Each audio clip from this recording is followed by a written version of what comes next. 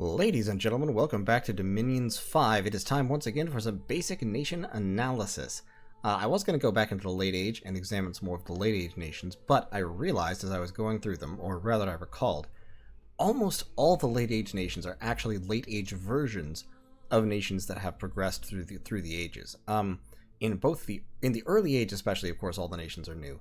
In the Middle Age, you still get some new nations, or new-ish nations that split off from previous nations, or nations that have changed very, very dramatically.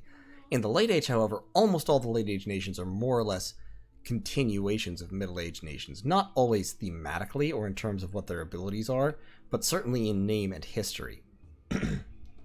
And so I kind of wanted to go from the beginning. So today we're going to look at Tinchy, Early Age Tinchy, the Spring and Autumn period.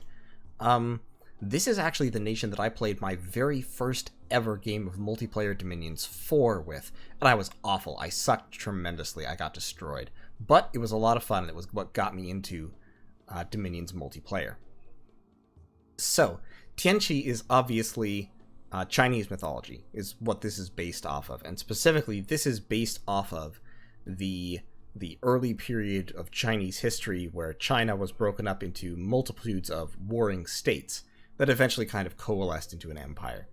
And so, it's a very interesting nation. It does not play like most of the Early Age nations. Most of the Early Age nations have mythical creatures or giants. They tend to have some very high paths, level 3 or 4, even sometimes on recruitable units.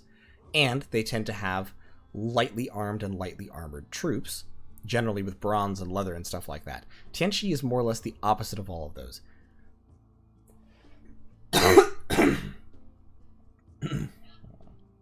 First of all, Tinchy's commanders. So they have a recruitable scout. This is literally just the generic scout.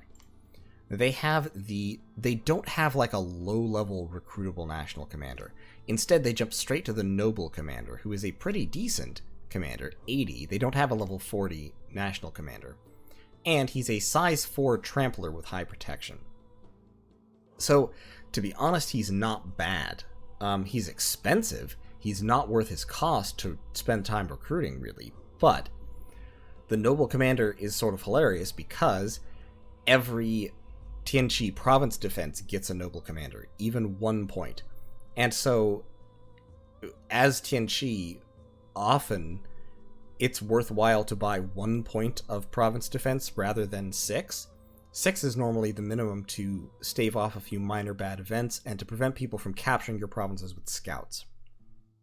Well, a noble commander, as a trampler who's fairly fast and has high protection, at least in Dominions 4, a single noble commander could quite effectively defend a province from minor bad events and from scouts.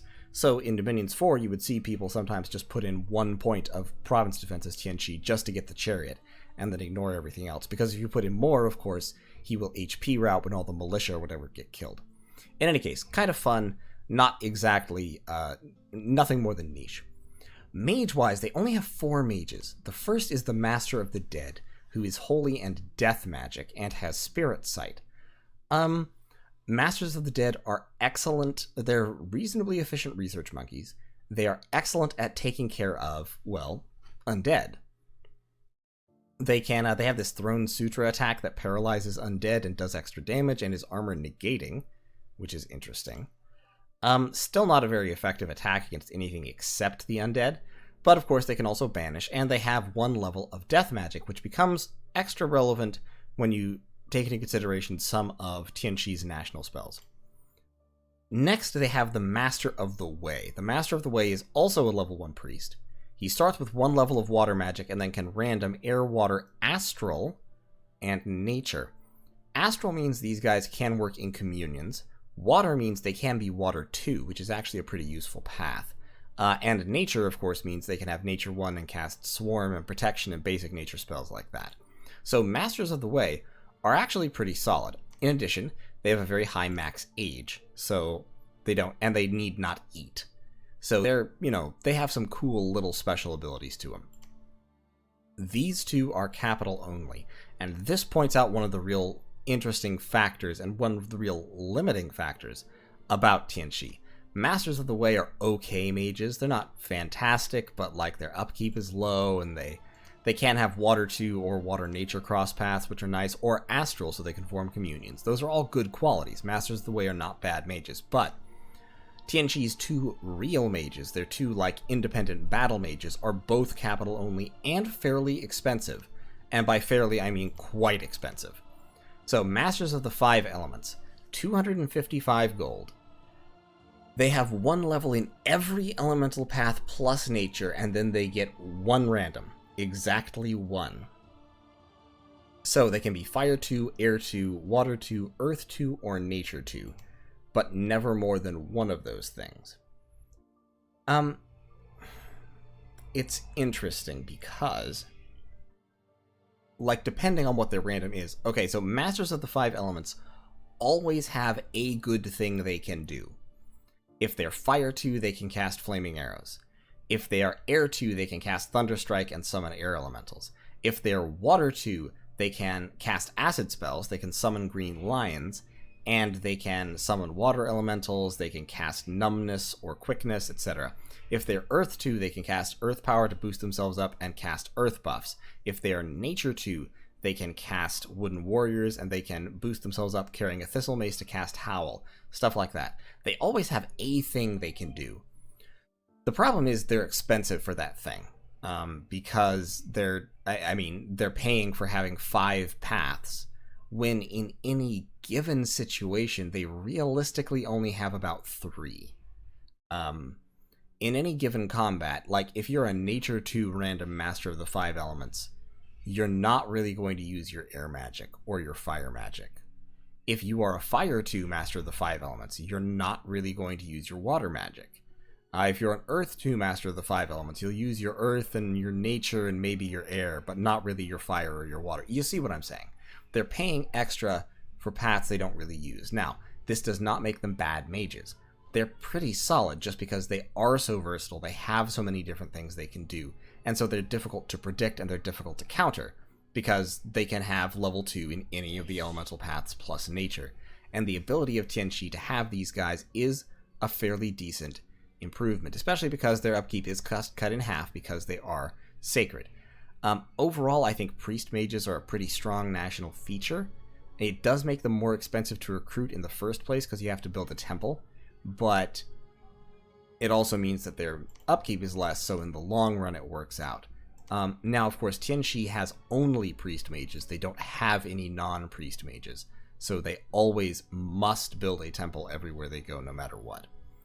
And then you have the Celestial Masters, which are like the real big cheeses. They cost 320 gold, so they're expensive. But they are priest mages, so their upkeep is incredibly low for such an expensive mage. They don't eat, they can fly, and they have a pretty high max age, so they're not old. They also have Spirit Sight. They're priest level 2. They start off with Fire, Air, 2 Water, and Astral, and then they get 2 randoms. They get an Elemental random, which can include Death, interestingly, and then they get an Air, Water, Astral random. So Masters of the Celestial Masters can have a lot of very, very interesting cross paths. They can always cast acid spells. They can get 1 point of Earth or 1 point of Nature, both of which open up certain personal buff spells, and Nature opens up Swarm. So they have some abilities there. Their main draw is Water Magic and Astral Magic, and the Astral Death cross path. 25% of them have the Astral Death cross path, which is a hugely valuable cross path. But mainly it's Water and Astral. They can be Water 3 mages natively, which is fairly powerful. And of course they can lead communions. And of course they can fly and have fairly high map move, especially if you give them some shoes or something, some boots of the messenger or what have you. They can move very, very quickly. So despite the fact that they are slow to recruit capital only, it only takes relatively few Celestial Masters to guarantee that you'll have them in every battle. Also, for their upkeep cost, they are actually fairly efficient researchers because they're sacred. So if you have them sitting around researching, you don't necessarily need to feel bad about it. That is one definite perk of Tinchy, since they have entirely sacred mages. all of their mages are fairly efficient researchers long term. Even like Masters of the Dead, 28 upkeep per year for 7 research is very, very good. So, the Celestial Masters are kind of the centerpieces of a Tinchy army. The Masters of the 5 Elements are general use combat mages and also great sight searchers, because of course they sight search 5 paths simultaneously, albeit at a low level. Celestial Masters are also good sight searchers. They can easily be level 2 in 2 or 3 different paths and fly around sight searching that way early in the game when you don't have a whole lot of very valuable spells for them to cast. In terms of gem income, Tinchy gets a wide spread of gem income. They get 2 astral, 1 fire, 2 water, 1 death, which is an interesting spread. They don't start off with any nature or any earth, so you will definitely want to get those, but of course you can get them easily because the Masters of the 5 Elements can sight search them right off the bat. Some of them can even sight search level 2. So gems are actually fairly easy to come by as early era Tinchy, which is good because you will need a lot of them. In terms of troops, Tinchy is actually shockingly strong. I mean, they start off with just basic footmen, which are just pike dudes. Reasonable stats for pike dudes, also reasonable cost. Then you have the footmen with glaives, which are not great weapons, to be honest. The low attack kind of really negates the high damage. These footmen are excellent general purpose recruitment, and then you have basically Tinchy has like 3 tiers of unit. They've got the regular dudes down here. They've got the medium dudes who have very, very slightly heavier armor in exchange for 3 more points of resources. And then they have the heavy footmen who have quite a bit heavier armor in exchange for 10 more points of resources. Generally, it's just either standard footmen or heavy footmen depending on how many resources you have available. There's not really much point in ever recruiting medium footmen. But the spear guys with tower shields are very, very solid chaff. They have high defense skill, they have tower shields, so they're incredibly resilient against arrows. Like, archers don't hardly hurt them at all. And they're fairly cheap and low recruitment points, so you can spam out a whole bunch of them very, very easily. Heavy footmen, same but more so. Slightly lower defense skill, but 5 more points of protection, which is a big deal.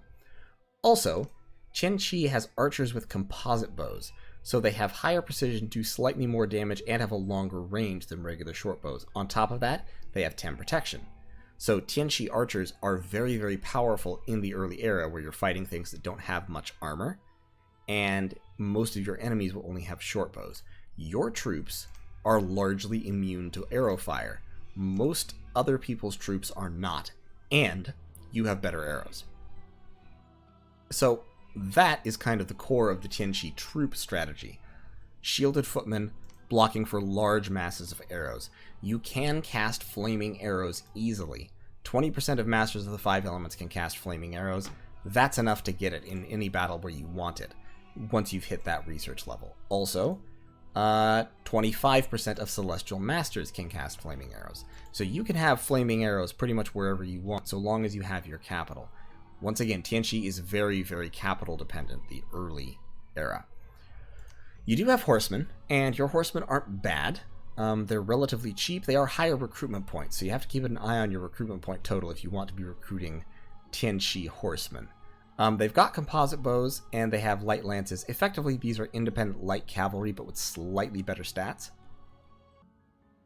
I don't really rely on them, but they can be useful as flanking forces if you set them to attack rear. You have access to the Noble. The Noble is high recruitment point cost, gold and resources fairly high. It's priced like heavy cavalry, basically. But it has higher protection than early era heavy cavalry, and it's a size 4 trampler. So, it's interesting. Nobles are cheaper than elephants, and in many ways I actually think they're better than elephants. Because they're not animals, so they don't have low morale and low magic resistance. They're only size 4, but they can still trample infantry, which is most of what elephants are doing. And they have this high protection and high defense skill combination that makes it easy for them to fight their relatively easy, not easy, but relatively easy, for them to fight their way through those masses of infantry, soaking up hits, without being destroyed. So early in the game, I think there's definitely a place for recruiting nobles in expansion. Now, when you're fighting other players, nobles quickly become more expensive than you want, because you want to support large armies of footmen and archers with mages, and your mages are expensive to recruit. So often you won't have the money to be recruiting a lot of nobles. And tramplers are fairly easy to counter. Basically, anything that has high attack values will rapidly shred tramplers just because they get to attack them over and over and over and over and over and over and over again. So, nobles, I think they start off okay, they rapidly fall off throughout the game. Warriors of the 5 elements are Tinchy's sacreds, and these guys are going to be the mainstay of your killing power in the early game. They have a high recruitment point cost, which makes them a lot harder to spam out to the greatest extent you can than it was in Dominions 4. But they cost almost no resources. They're sacred, they start off shock, fire, cold, and poison resistant. They're ambidextrous with really high attack value, and they have strength of the spring, so they get extra hit points during spring and summer to an extent. Mainly just, it's during spring. So, Warriors of the 5 elements are really, really strong. Their protection is low. That's a weakness of theirs. However, their defense skill and attack skill are high enough, and they get 2 attacks each. So, they kind of just blend most things that come in contact with them. It's entirely viable to play Bless TC, where you take a pretty solid Bless for the Warriors of the 5 elements, and your expansion relies on just kind of ripping through people with them. And then by the mid-game, you have to transition away from them because they are capital only, and difficult to recruit in huge numbers. But by that time, you should have a pretty solid lead. Now, all of this adds up to, as I said, a nation that is extremely capital dependent. You do have good troops, and so every fort can produce solid units for you, and you will end up with very, very large infantry and archer armies. That said, your best mages, by far, and your sacreds are all capital only. And so you're going to have to manage movement very carefully when you're playing early age Tinchy. Now, let's talk about national spells, because those are actually quite important for Tinchy. Tinchy has a number of national summons. First of all, Celestial Servant. It lets you spend Earth Gems to summon a fat pig. It's a terrible spell. I'm just going to say that outright. Celestial Servants are bad at things. They eat a lot. They don't have good stats. They don't have high protection. They do have high HP, but it's not worth spending gems to cast them. Especially because they only come one at a time. And it's Earth Astral Crosspath, which means that only your Celestial Masters can do it. Absolutely not worth a Celestial Master turn. Call Ancestor lets you summon a weak ghost who is sacred, which is a fascinating combination. Because, as I said, they're very weak, but they're ethereal, and they take your bless. And they can be summoned very cheaply by your Masters of the Dead, which you will have in large numbers. So keep that in mind. Call Ancestor by itself, not a very good spell. It only summons one guy at a time, but keep that in mind. Heavenly Rivers. Heavenly Rivers is actually a really good summon. Demons of the Heavenly Rivers are... tell you what, I'm actually going to pull off into... we're going to swap out to the Mod Inspector so that I can show you these spells. Alright, so here we are in the Mod Inspector, and here are the Tinchy national spells. So Heavenly Rivers summons Demons of the Heavenly Rivers, and Demons of the Heavenly Rivers are really good units. Stats, fairly mediocre, but have very high strength, good protection, good hit points, and they're Berserker +4.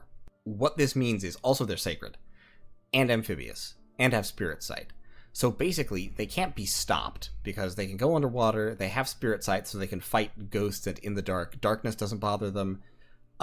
With Berserker +4, their attack skill goes up to 16, and their great club does a ton of damage.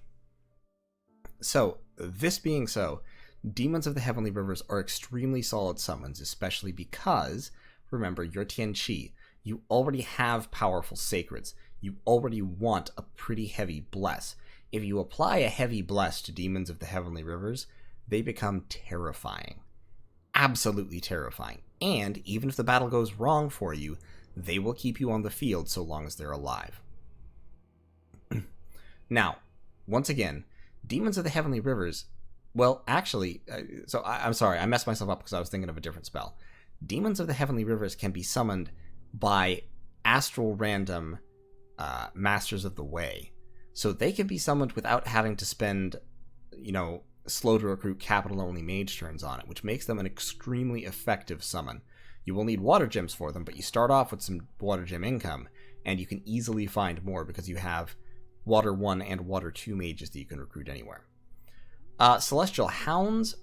Celestial Hounds summons 2 of these guys. They have a big patrol bonus, which is kind of nice, but you're not a blood nation or anything, so you don't really need to be patrolling. The problem basically is they're flimsy. I mean, they can fly, which is nice, and they are sacred, thus blessable, which is also a nice quality.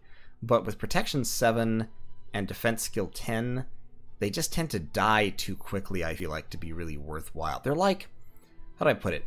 They're like the Tengu that Jomon can summon, in that they're kind of fire and forget missiles, except Tengu only cost 1 gem or less, depending on the strength of the caster, whereas Celestial Hounds cost 2.5 each. Maybe if you masked them, they would be worth something, but I don't know. I don't feel like they're a great summon. They're there. If you need patrolling, they're your guys for patrolling, because 2 of them will give you a total patrol strength of like 22, 24, or something like that. They are animals, so they take that penalty. But they're, they're pretty solid. They have a cool looking attack sprite. Demons of the Heavenly Rivers have a better one. But, they're not as good as Demons of the Heavenly Rivers. You also have Heavenly Fires. This is your other demon summon. This one can only be cast by Celestial Masters, because it requires Fire Astral Crosspaths. 10 Fire Gems, it summons 3 of these guys, the Demons of Heavenly Fires. Demons of Heavenly Fires are flying, unlike the Demons of Heavenly Rivers, and they have a pretty dangerous ranged attack. It's 15 armor-piercing fire damage at range 30, and they have pretty high precision, so it's quite powerful. The problem with Demons of Heavenly Rivers is they have protection 0. So, once again, flimsy. They tend to get killed. They're not ethereal like Storm Demons are, so they don't have that layer of defense. What I tend to think of with Demons of Heavenly Fires is I tend to use them and potentially Celestial Hounds for raiding parties, because remember, your Celestial Masters can fly, and your Celestial Masters have magic leadership, and they're the people who summon Demons of Heavenly Fires in the first place. So especially given that you're not a nation that has a lot of fire, you don't have a lot of uses for fire gems, I think it's worthwhile to recruit Demons of Heavenly Fires and form kind of roving hit squads under the leadership of either Celestial Masters or some other mage that you've given flying shoes to, because then they can kind of fly around, suppressing into random events that hit you, or... Sorry about that. Because then they can fly around suppressing random events or raiding enemy territories when you're at war, and that can be quite useful, to be honest. That said, overall, Demons of Heavenly Rivers are still better. Demons of Heavenly Rivers are really pretty good, to be honest. Like, they're a solid summon. You also have this Call Celestial Soldiers spell, which I have not used all that often, to be fully honest. It requires 2 air, 1 astral. It gets you pretty good troops overall. I mean, very high stats. 17 protection, 38 hit points is beefy. I like Celestial Soldiers. They are armed with a glaive, which lowers their attack skill a little bit, but it only lowers their attack skill by 1. It's still 14, and they hit like trucks. It's 28 damage. So, they're solid. Also, they're sacred. Once again, all these summons are sacred. So as Tinchy, you definitely want a pretty solid bless. Because no matter what you decide to go with, you will have excellent blessable troops. Celestial Soldiers are, once again, I feel like Heavenly Rivers is kind of the standard. But Celestial Soldiers are actually a little bit cheaper in terms of gem expenditure, and they come more at a time. None of these summons are scalable, so there is no benefit to using a more powerful mage to cast them. Keep that in mind. Always cast these spells with the minimum mage power you can, if at all possible. That won't be much of a problem for you because Tinchy does not have high paths. The highest you ever go is Water 3, potentially Water 4 with a random, I believe. But it's basically Water 3, basically, is what it is.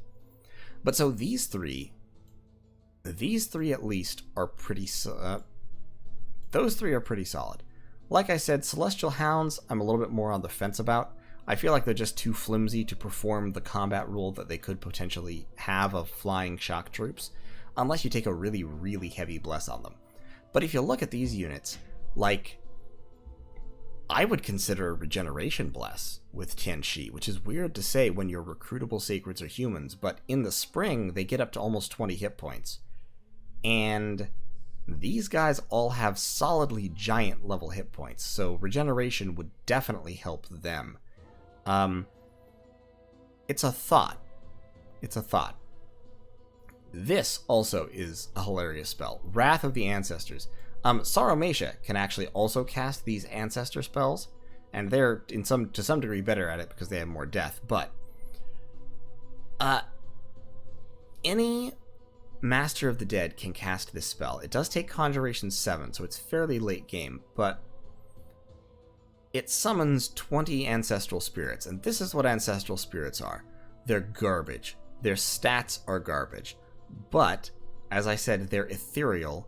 They float, they have Spirit Sight, and they have a Paralyze attack, which is affected by a penetration bonus because its magic resistance negates. And it also carries weapon blesses. So I have seen some hilarious battles where a Tinchy player just spammed out, just brought, like 10 Masters of the Dead, spammed out 200 ancestral spirits, and blessed them all because they're all sacred with, say, thunder weapons. And then they proceeded to just tear armies apart. Because with thunder weapons, so first of all, they get the magic resistance negates peril. I'm using thunder weapons as an example. They carry any weapon bless, is my point. But so, first the MR negates paralyze, then even whether that fails or succeeds, then you get hit with the shock damage, which can stun you, and it becomes, it gets off the chain pretty quickly. Like I said, Tinchy is definitely, although it may not look it right at first, because you're looking at the solid troops and the expensive mages, and you really want scales and all that stuff. No, Tinchy is a blessed nation. They really, really are, because they just have so many options. Demons of Heavenly Rivers, excellent shock troops. Celestial Soldiers, excellent line holders and killers. Well, not as good because they're size 4, so they can't stack up 2 to a square, but you can stack them with human infantry to provide killing power. Ancestral Spirits, hilarious memes. That's basically what they're for. Once you hit Wrath of the Ancestors, you can fight battles by just spamming out huge quantities of shitty ghosts and then blessing them. And if you have a powerful bless, it makes them scary. Because so long as you put something on this attack that makes it do damage, because otherwise it doesn't do damage. Like, keep that in mind. This is a pure paralyzed attack. The only way to make it do damage is to put a weapon bless on it. But if you put a weapon bless on it so that it does damage, then it starts to get funny, because all of a sudden, the fact that you can just crap out 200 of these things in one round becomes relevant. Unless you're fighting somebody who came scripted to deal with undead spam, in which case they will not last any length of time whatsoever. Other spells.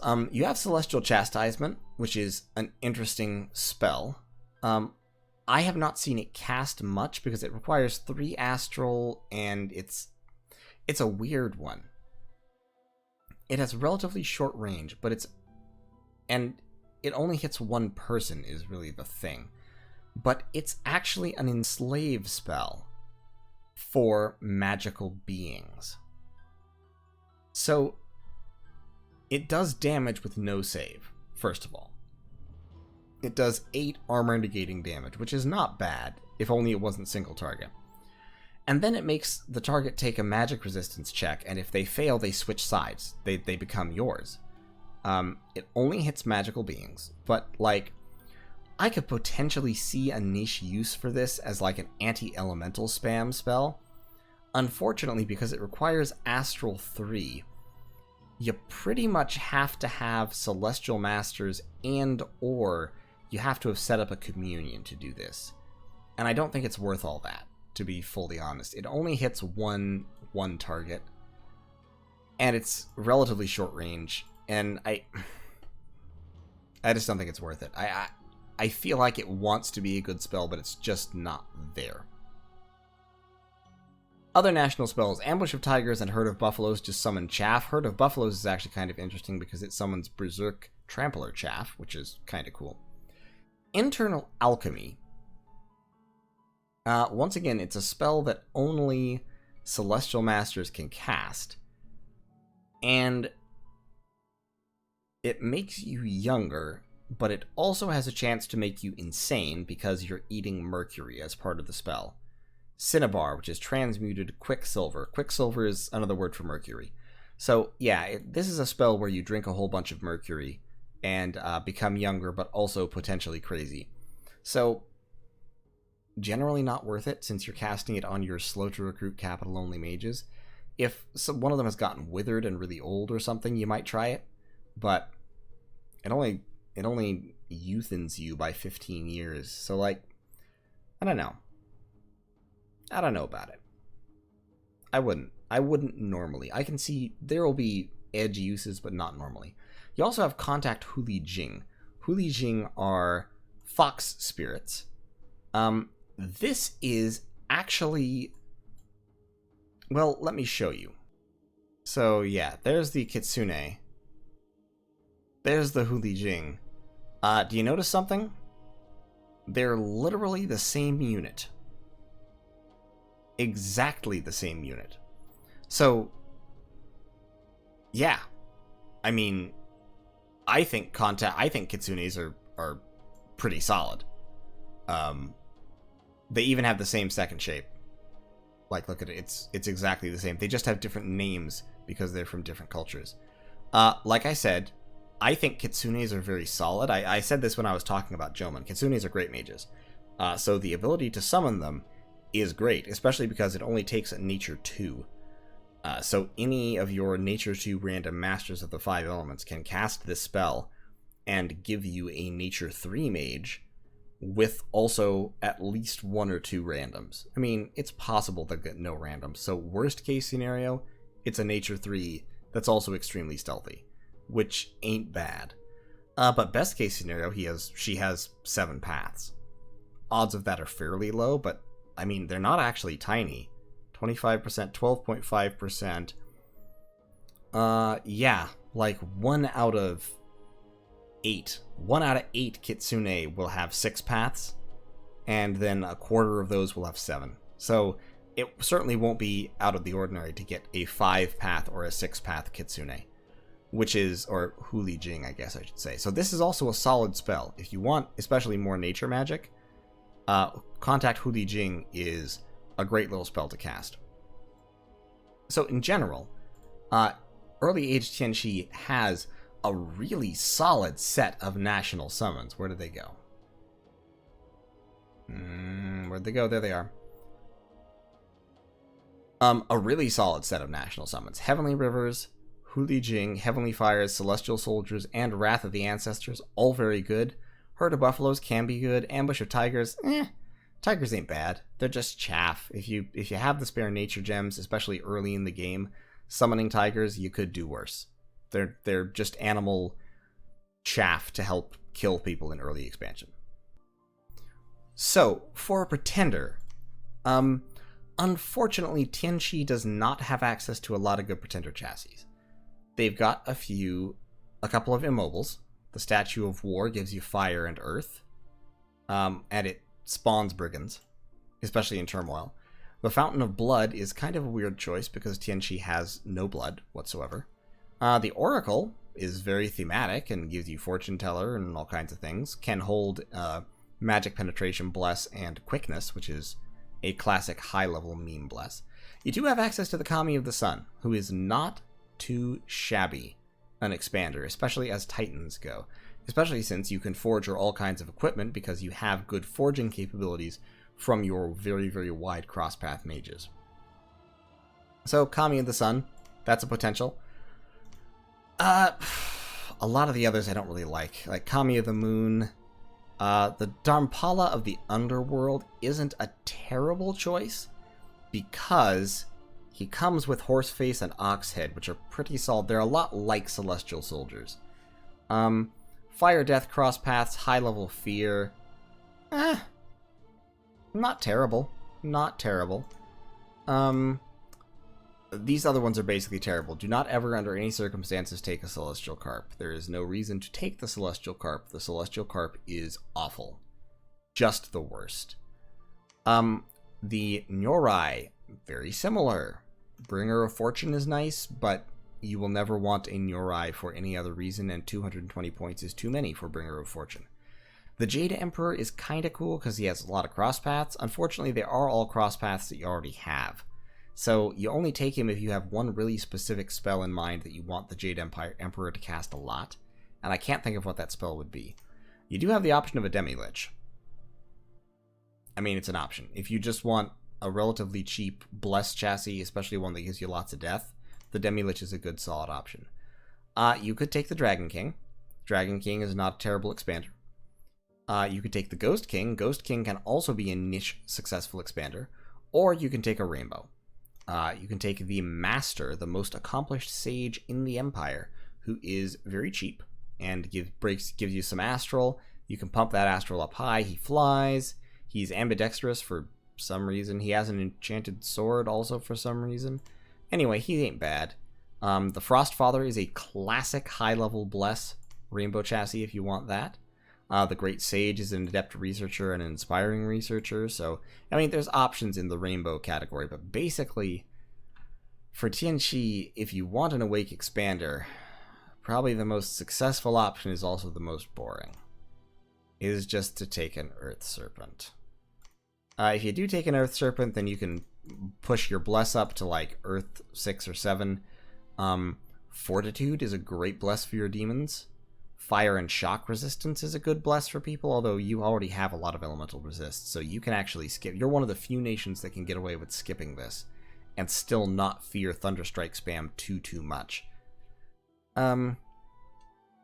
Yeah, I mean, you could do worse than a Fortitude Earth Snake. Like, that would make your demons pretty solid through much of the game. Alternatively, you could go, like, 4 and 4 or 5 and 4. A couple levels, if you can get up to Regeneration, that's really solid. You don't really have a good Nature chassis, is an issue. In fact, I don't think you have a Nature chassis hardly at all, except the Master Enchanter. So, if you want Nature, you kind of have to go all the way down to a Rainbow. Yeah, Statue of War doesn't have it either. Although, if you just want to Bless, an Awake Statue is not a bad choice. In terms of blessing, obviously you want blesses that help your troops. Magic weapons would be a pretty good one, just because it would mean that you can't easily be countered by ethereal units. Quickness, of course, is a classic, but it's also expensive as hell. So I wouldn't necessarily go Quickness, you don't really need it. And I know this is me saying this, I tend to like really big blesses, but for my money, what you really want is defensive blesses to keep your people alive. They already do pretty good damage, especially the demons, but also the warriors of the 5 elements already do really good damage.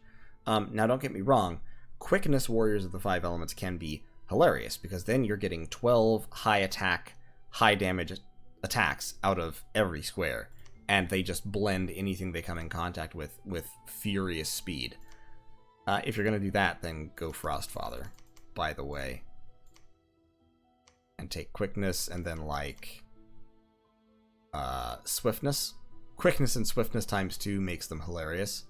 Or you could take precision for your mages, and possibly far shot doesn't help you because you don't have any. Well, it helps. It helps the Demons of the Heavenly Fires, but generally I'll probably just take precision at that point, or maybe charged bodies and shock resist, something like that. In any case, if you want quickness, that's the way you do it. You play your guitar on the MTV. That ain't working. That's the way you do it, etc. I would be tempted to try out the Kami of the Sun. I've never tried this on early age Tinchy, but you could easily take, like, attack skill, minor fire resist, and then fate weaving.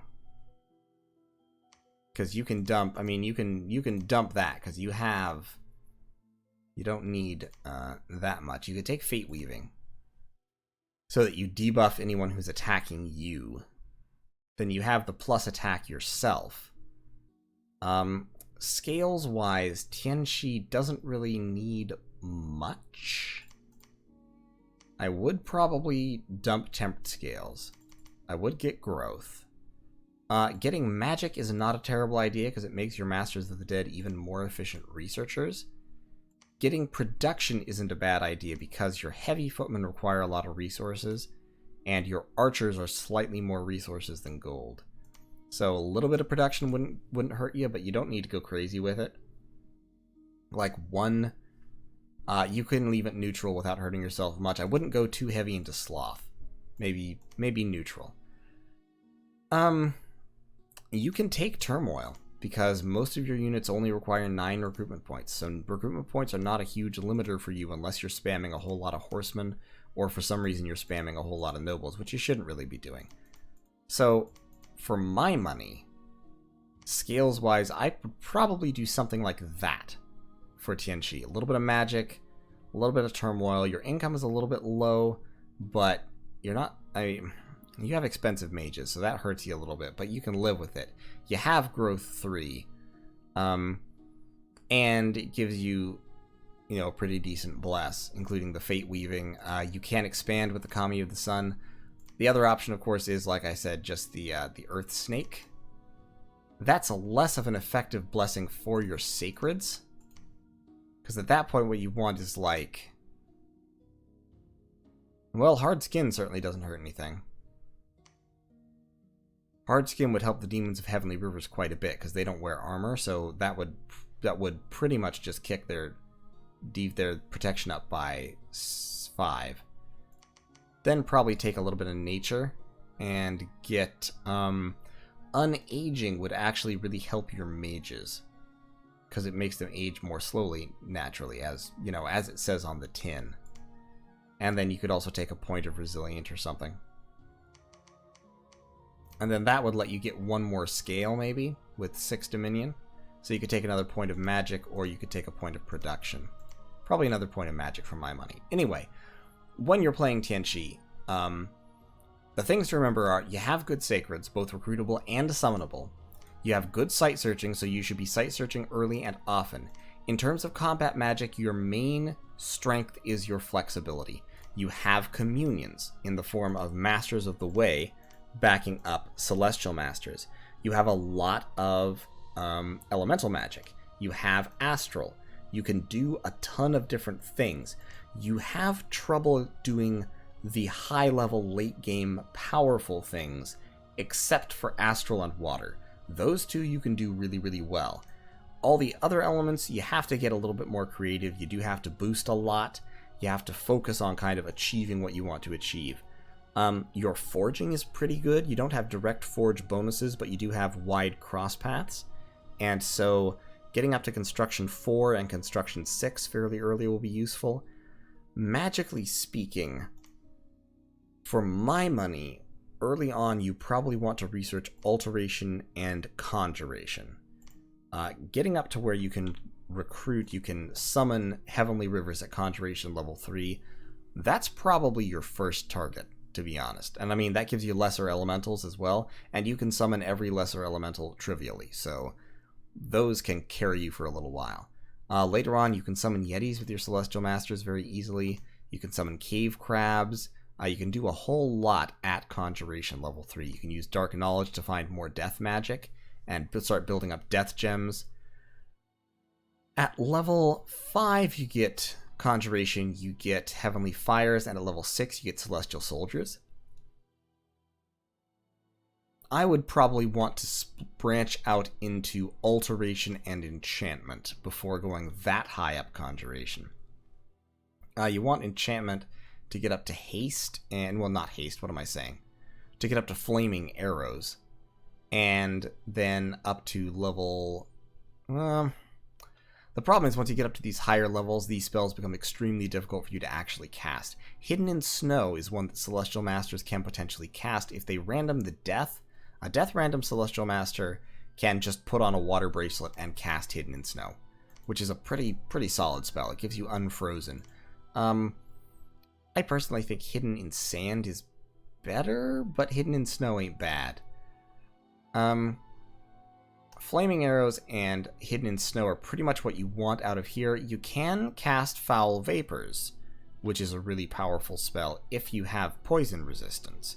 So you have to make sure you've got poison resistance, but any nature random Master of the 5 Elements holding a Thistle Mace can cast Foul Vapors, so that's something to keep in mind. So Enchantment is a decent school for you. Alteration is a really good school for you because you have Nature and you have Earth, both at level 2 from your Masters of the 5 Elements. You also have Water Magic level 2, so you have Quickness, you have Numbness, you have Iron Skin from Earth, you have Protection, you have Moss Body, which is a fun little spell.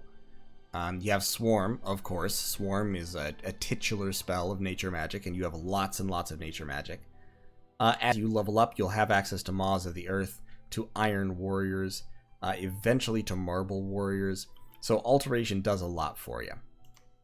Evocation is also a pretty powerful school for Tinchy, especially relatively early on. If you ramp up just a little bit, you get Acid Bolts, you get Acid Rain, you get Celestial Chastisement if you want to use it. But more importantly, you can potentially get gifts from heaven, because your Celestial Masters do have that Earth random. So 25% of them have a level of Earth. You can set up a communion with 4 slaves. We'll kick them up to Earth 3. Now, their communion slaves will not have Earth, so they're going to inflict extra fatigue casting gifts from heaven. But if you have to kill a powerful thug, you have to kill a powerful thug. And gifts from heaven is a classic way of doing that. So, that's kind of how Tinchy works. You have a lot of flexibility. You can get away with researching a lot of different schools. My only recommendation would be probably get Conjuration level 3 first, because Demons of the Heavenly Rivers, especially with a pretty solid blessing, will help you a lot. Then work your way up to Conjuration level 6 for the Celestial Soldiers, while interspersing it with Alteration, Enchantment, and Evocation. Grab Construction 4 when you can. It's not a primary objective, but getting level 4 will give you a lot of the basic boosters that will be very important. Thistle Maces, Earth Boost. Yes, I said that right. Thistle Maces. It's late, I'm sorry, forgive me. Earth Boots, up to level 6 you'll want to get pretty quickly so that you can get Water Bracelets, because that will push you up to Water level 4. You already have Water level 3. A third of your Celestial Masters have it, but having real reliable Water level 3 and reliable Water level 4 is pretty valuable. So that's kind of where you are with Tinchy. In the late game, you may struggle a little bit. You have to lean more and more on your Astral and more on your summons. You should be able to get... Well, the trouble with water magic is getting underwater for you is a little bit tricky, because you don't have any naturally amphibious units except the Demons of Heavenly Rivers, which do help. You can take Demons of Heavenly Rivers underwater, and they will thrash people just as happily as they do on land. It requires a really big water gem commitment, because of course they're 4 water gems each. So you end up having to spend like 60 water gems to send an effective Heavenly Rivers party underwater, and that's a big investment. That said, it's actually 65 because you also have to give the person leading them a way to breathe underwater.